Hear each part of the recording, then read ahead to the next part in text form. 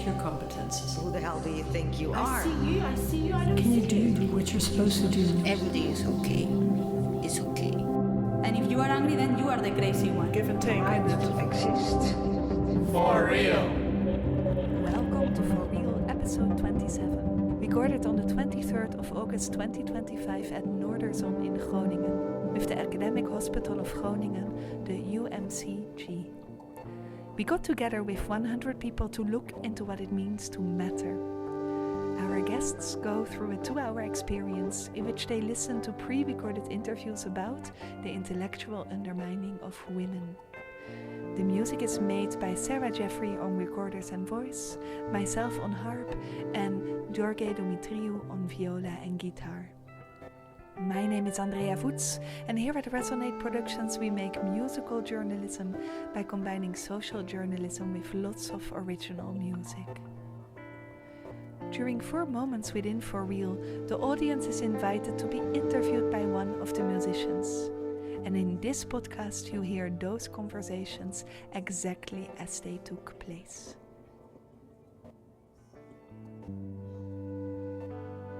I'm Anne. I'm born in 1987 in Leeuwarden. And what is going to be your question? I do want to resonate with something that has been said in the interview, and it surprised me that many of the experiences were all negative, and I wasn't aware of that myself. And what resonates with me is that I feel that I experienced the opposite of having a male boss and a female boss who really, from the moment that I started with them on the department, they lifted me up, they showed my potential, and they took me really serious, more serious than I took myself. So I also want to share that it could be the other way around, and Beautiful. that it really helps you to be happy at the place you work. How did they do that? To lift you up instead of push you down? Asking me to do things which I thought I might not be ready for, but they said they didn't even think I wasn't ready. They just gave me the opportunity. Another example is that one of my bosses always introduced me. Once he met with people in his network, he always said, "This is my colleague and blah blah blah blah blah." And that really invited me to become part of the group instead of him talking to someone he has known for years. And he made me serious. He took me serious by doing that. Was it needed, this encouragement for you when you started your training? I'm not sure whether it was needed, but it gave me a really good example of how you can lift up people. It really gave me something extra. I really feel acknowledged, and they gave me trust in my ability to do what I should do. And now do you pay it forward in one way or the other at the age that you are now? Yes, I hope for all the people that I'm supervising or working together with or see in my job, I hope I can give them the same attention and help them as my 2 examples helped me. Last question, what is like one best practice or something that you do to lift up other people that you see really helps? If someone enters the department as a new employee, always introduce them to everyone around in the corridor, just at the first day, and people will forget all the faces that they got to know, but at least introduce them to make them feel welcome. And everyone means really everyone, I guess, right? To not skip a person. No, everyone. And always invite them to the lunch. Always. Yeah. And thank you very much. Welcome.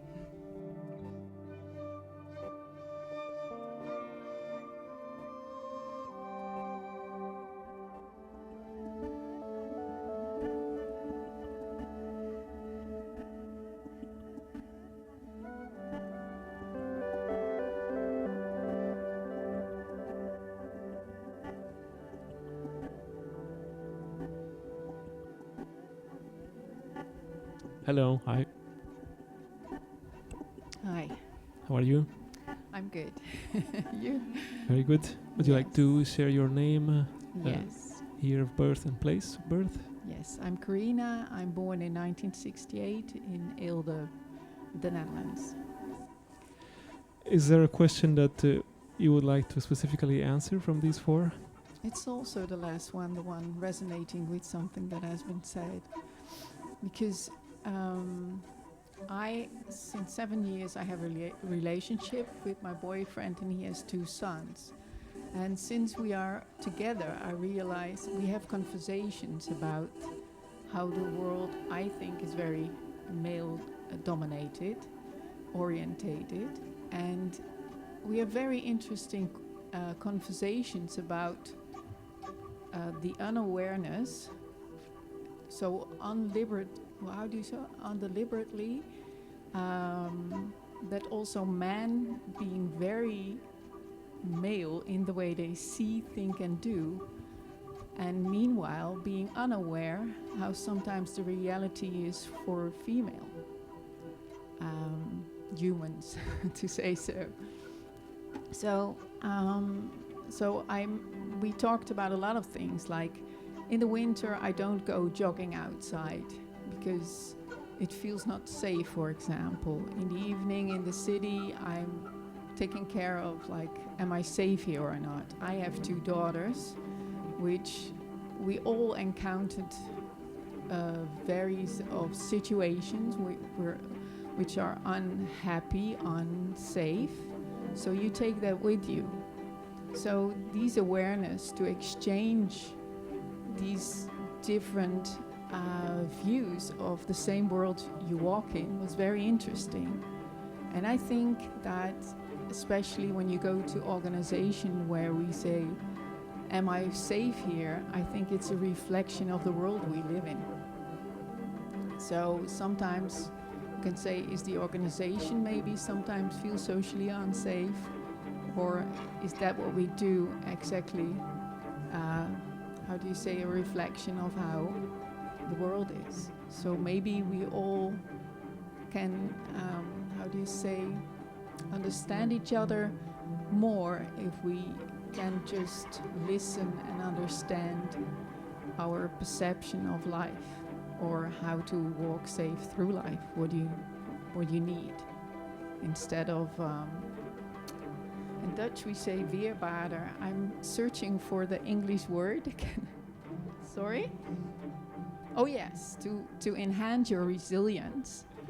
Instead of needing to enhance that, let's first understand each other. Yeah, that's definitely a great place to start. Yeah. It has to start with awareness, right? Realizing. Yes. Yeah. Yes. And then really ask questions, and then, because my family now says, the males say, okay, I realize now that in many small things, I'm so male. In the sense of little dominance, or so I think we can work with that. And I think also not being aware is a male thing, right? Like the men are less aware somehow by default. I don't know. At least I see that in myself sometimes, like, oh, I haven't seen this, and Yeah. yeah. Unfortunately. Yeah, I don't know whether it's specific male or female. I think it's open, depends on where you come from. What kind of work you do, or what was your upbringing. But yeah, we can help each other to become more aware. Definitely, yeah, for sure. Yeah. So that's what I wanted to say. Thank you, Carina. Thanks so much for sharing this. You're welcome. Thank you.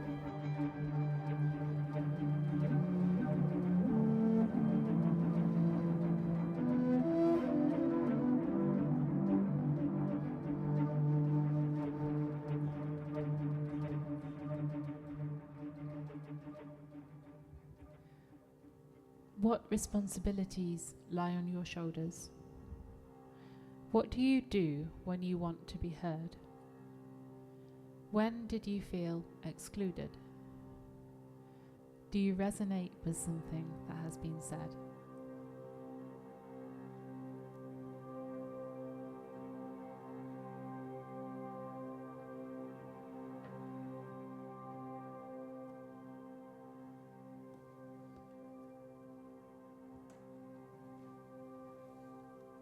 Hi, welcome.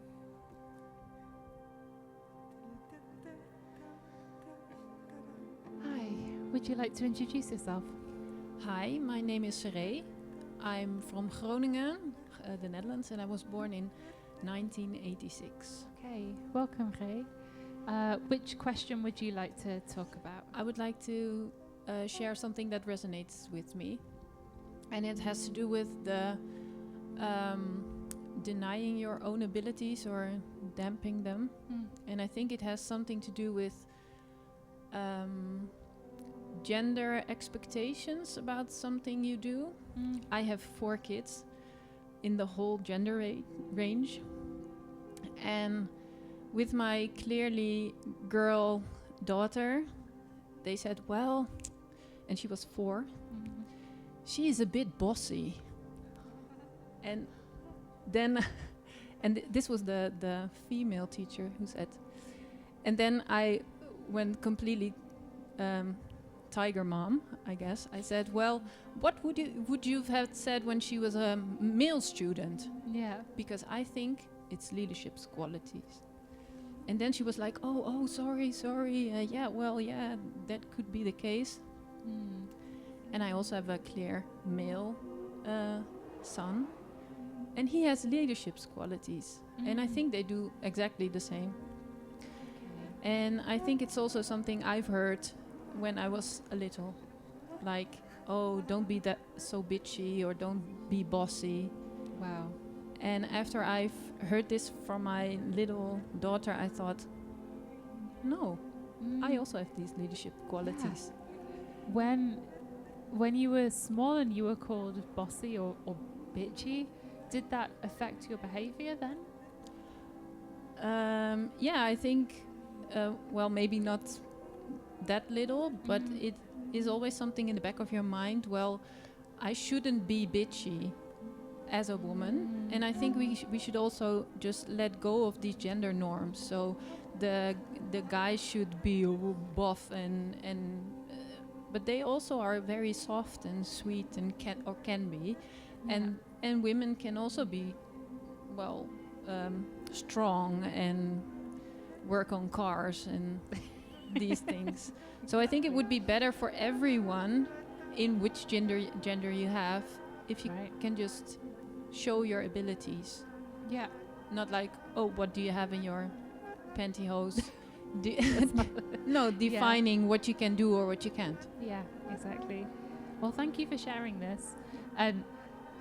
It just also came up in me when you said I went tiger mom, and but you were standing up for your kid, and that's the right thing to do as well. So I think, because I'm also a mom, and when we stand up for our kids, it's also a way of showing leadership, right? Yeah, so maybe that's also a gender norm that I called myself a tiger mom. Because maybe if my partner did it, who's male, it would not be tiger mom, but it would just be standing up for your kids. So thank you for that feedback. Well, thank you for sharing.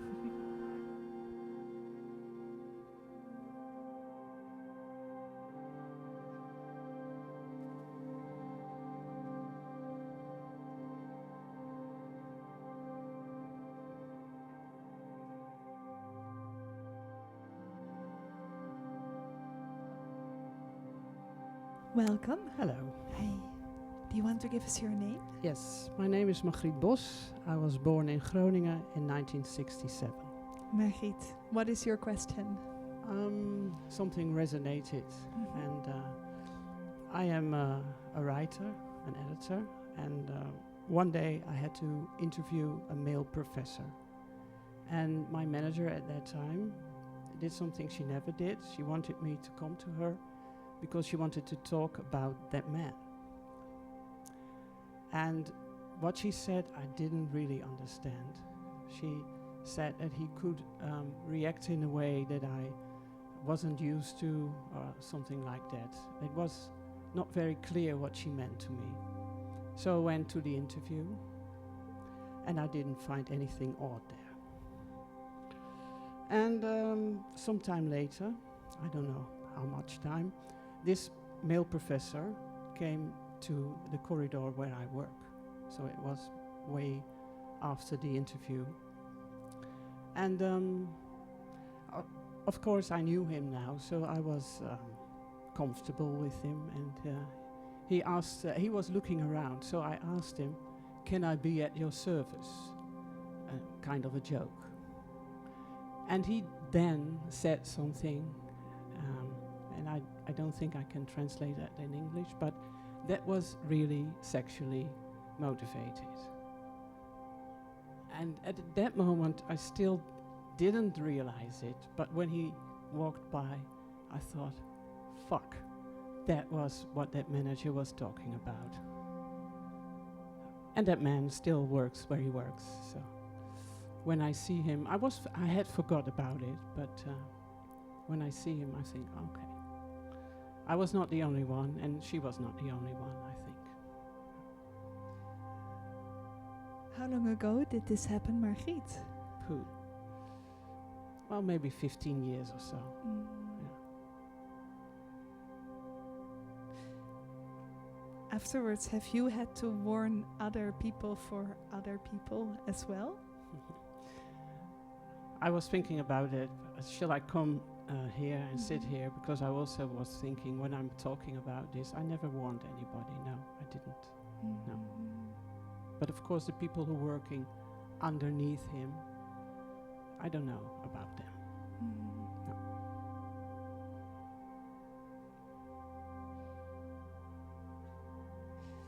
15 years is a long time to remember such a thing, right?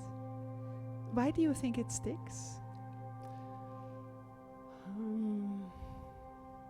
Because you feel so powerless at that moment.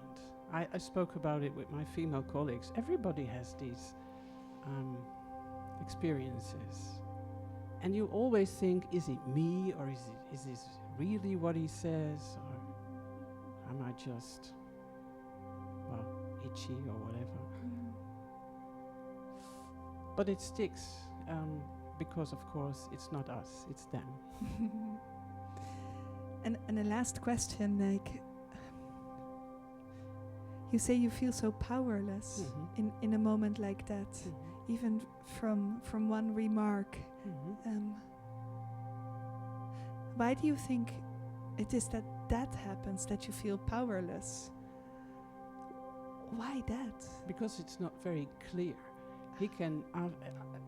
I went to my manager after that this happened, and then we talked about it, and then she said, "What would you have done if you could turn back time?" Well, that was a good question. I said I would ask him if he really meant what I think he meant. But of course he would say no. I mean, that is a possibility, isn't it? Yeah. And he can walk by, and he's a professor, you know, so yeah. Thank you for that insight, Margriet. Thank you.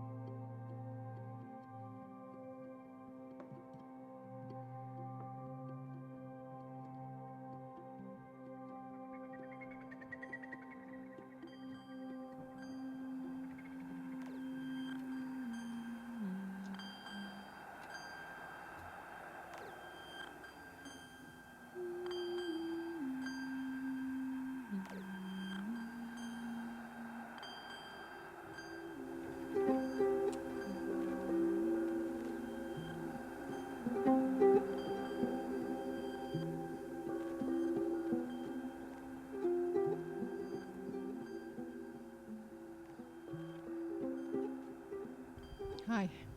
Hi. Shall we say our names? Yes, my name is Margie, and I live here in Groningen. I was born in 1981. Yeah. And my name's Carina. I was born in 1968 in Eelde, the Netherlands. And yeah. So you go ahead. What do you want to answer? I think the last one. I just have a small anecdote, and I think I work as a molecular biologist in the lab, and I think it was during Corona that I was talking with a friend, and he he said, we were talking about the coronatests and something, and he was explaining to me how these tests work. And I said to him, yeah, I know, that's my work. I know exactly how this works. How it works. And he just continued. He just said, yeah, yeah. And then he just continued. I don't think the term mansplaining was there yet, but it was so obviously. And I just let it go. I thought, it's funny. Why doesn't he hear me? And let it go. And I think it's an example, and it's quite extreme. But it happens a lot that you're not being heard as a woman, because I don't think that he would have done the same thing to a male friend of his. Yeah. So, and how did it make you feel? Yeah, not being seen, not being heard, feeling, I don't know, just feels very. Do you even see what I do, or at what position do you think you see me? Just not being taken seriously, I think. Do you know why you, at that moment, let it slide by instead of saying something? Because he was just talking and talking and talking. He was not listening to me, so I just let it go. Because I thought, I don't feel like having an argument here, and I explained it already that I know how it works. So, how far should I go? I just let it go. Yeah. From that experience, is there something what you did different from then on? I thought about this example a lot of times, and it happens also sometimes at work when you're in a meeting and somebody, you say something and a male colleague of you says the same thing, what you just said, in a different way, and then, I'm a bit more, I think, I notice it a bit more, and it's not all the time that I say something, but sometimes I do. I just say, okay, I just said that. But so it, Does it make a difference? What happens when you say that? I just said that. It just makes me always very agitated. Yeah. And angry, and I don't feel after that better anyway. I just feel that it shouldn't have happened. And I think it happens a lot. And you hear and you see it also a lot. And you have to stand up for it, otherwise it will never change. But it's sometimes so tiring. Yeah. It sounds a bit hopeless. Can I say so, well, or what is it? I don't know. If it's hopeless, it's I don't know. It's sometimes just harder as a woman to be taken seriously, and I mean it doesn't happen all the time, and sometimes you are being heard and you are taken seriously. It's not always like that. No. But the examples are there, and I think it's more for women than for men. Yeah. That's what I think. Okay. Yeah. Thank you. Yes. And can I ask you if you have also something you want to tell? Well, about the second one, what makes you feel powerless, and that's what touched me in the story before, that when there are these little remarks, sexual meant or a bit denigrating, how do you say, to put you down, that I started doubting myself, and that the self-doubt in your work that slowly adds up, and that makes me powerless, because it's really like, was it me? Am I imagining it, or is it really here? It's so subtle, so tiny, but at the same time, it was there, but you never. And also, when you do speak about it, I never found, even from female colleagues, support. It is, you recognize it. Yeah. So we don't stand up together, even if it happens to one of us. And for me, it's either male or female colleagues. We can stand up together to the mechanism. But you wanted to say something? No, I understand. And I also think it's sometimes, and that's my question to you. Do you think that if that wasn't the case, that you would have worked in a different way, that you would now have been a different person? Yes. That it would have benefited your career, or did you go into different roads with your career or anything like that? Yeah, I worked for a long time by myself because I didn't want to work in an organization, and in that way it was better to work just by myself, have my own freelancer, and so I could choose my work more. And since 7 years I work in hospitals, and there it happened the most, to be honest. Yeah.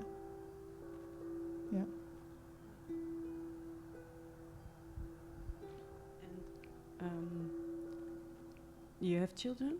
Yes, 2 daughters. And do you raise them now differently in this in the sense what happened to you?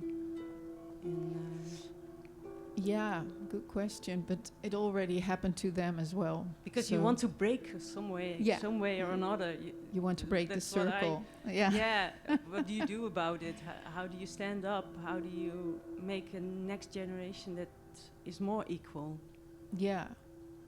And it depends on what happens to you as well, how deep the impact is. My youngest she stands up big time. I learn a lot from her. She's also working in cafes and stuff, and she's really... Yeah, that's good. But I sometimes think where the term bitchy comes from. It's not being bitchy, it's being very clear. Like not being the tiger mom. You just stand up for your kids, and she's just standing up for herself. Yeah, and in a way they have to, right? Yes. But also, like my eldest, she's more quiet, more internal. Mm-hmm. If that happens to you, to communicate, it first goes inwards. And for me the same. I shut up. It closes with me. Yeah. So I think slowly you build up angriness. Yeah. Like you also said, you get angry. It's as simple as that. It doesn't feel like a relief. It just every time you get agitated and you just angry afterwards. Yes. So in the end we have to what should we do? Yeah. Good question.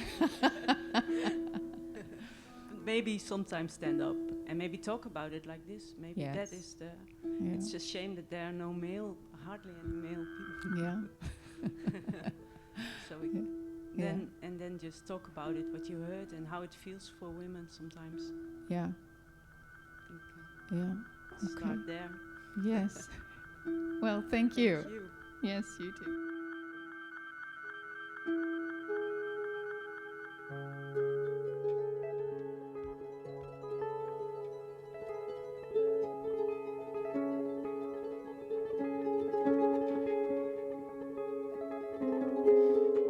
We are now recording for the final time. Anyone is invited to come to the centre and to share one sentence on what do you deserve.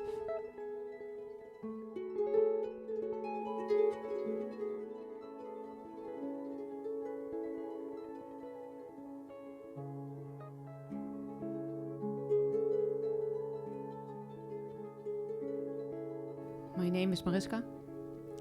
I was born in 1985 here in Groningen, Nederland, the Netherlands.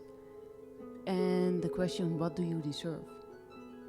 It's equality, but it's a way broader aspect for me, because I want equality for me, my husband, my children. But we noticed it's somewhat strange, different. Me being white, my husband being black. We have encountered things as people asking me if my children are from here, if they're mine, and how is that even possible? Because they don't look like me. My husband, who protected in someone because his colleague got an anger attack, and he stepped in, and then his work wrote him up for dysfunctioning behavior, and the next time it happens, he will be fired. my oldest one being at school telling that she doesn't feel equal to the rest of the children because they tell them like, yeah, we only have one vacation home in Spain. And she looks at me like, what the hell does that even mean? And then saying that, yeah, but I think I'm actually in him. And we're like, okay, that's fine. The school's okay. And the next lesson, a kid comes up and says, yeah, but do you know black people are less than us? And I was like, and when you tell the school, they were like, yeah, but we are a white school. The youngest one being in severe pain for like 6 years now. She's 14. And we finally are being taken serious by doctors because they tell us that, yeah, it's just a girl. It's girl pains that she has. But it's just strange. Equality isn't there. Me being proactive on my job, telling my team leader that I think the work environment is unsafe. And I'm telling me, we're not gonna change it, it costs money. Me keep fighting for getting my colleagues the help they need, the help I need. And eventually, it took me 6 years to finally have someone listen to me. But it did change. It did work. We're getting things fixed and we're getting things changed, but fighting for it is so important and not giving up. Making sure you are heard and keep shouting just as long as needed until someone finally hears you. You need to look for those who want to hear you. Because if you don't, it's the same as giving up. That's the thing I want. I want equality. For me, my husband, my kids, my colleagues, everyone.